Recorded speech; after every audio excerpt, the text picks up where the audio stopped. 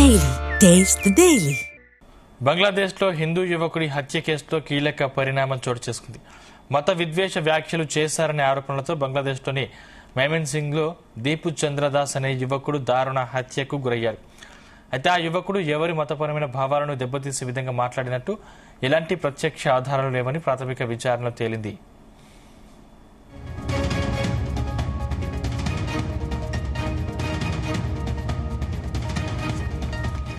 ఇరవై 25 ఏళ్ల దీపు చంద్రదాస్ మైమెన్సింగ్లోని బాలుఖలో ఉన్న ఒక ఫ్యాక్టరీలో పనిచేసేవాడు.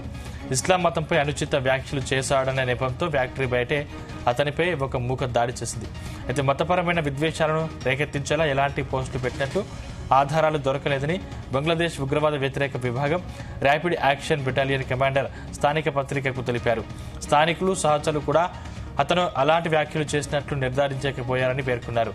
అతను స్వయంగా ఏదైనా వ్యాఖ్యలు చేయడం ఎవరూ వినలేదని, అలాంటి సంఘటనను చూడలేదని అందరూ చెబుతున్నారని తెలిపారు.